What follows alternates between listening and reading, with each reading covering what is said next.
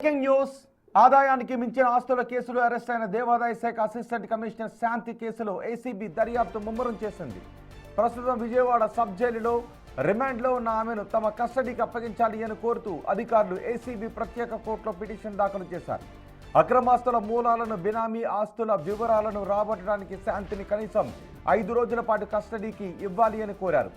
శాంతి సోదరి, ఆమె తల్లి పేరు మీద ఉన్న వ్యాపారాలు, డాక్యుమెంట్లకు సంబంధించి నిజానిజాలు తెలుసుకోవాల్సి ఉంది అని ఏసీబీ అంటోంది.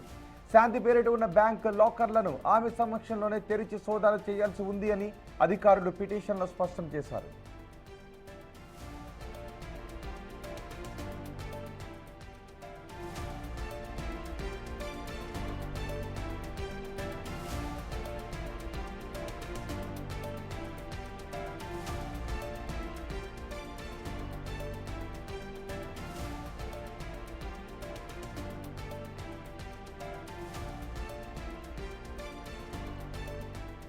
ఆదాయానికి మించిన ఆస్తుల కేసులో అరెస్ట్ అయిన దేవాదాయ శాఖ అసిస్టెంట్ కమిషనర్ శాంతి కేసులో ఏసీబీ అధికారులు దర్యాప్తును ముమ్మరం చేస్తున్నారు. ప్రస్తుతం శాంతి విజయవాడ సబ్ జైల్లో రిమాండ్లో ఉన్నారు.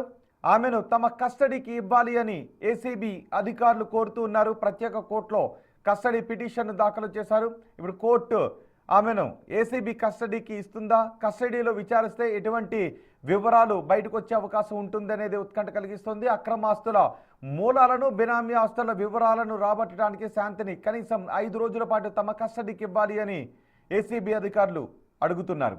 శాంతి సోదరి, ఆమె తల్లి పేరుపై ఉన్న వ్యాపారాలు, డాక్యుమెంట్లకు సంబంధించి నిజానిజాలు తెలుసుకోవాల్సి ఉంది అని ఏసీబీ అంటోంది.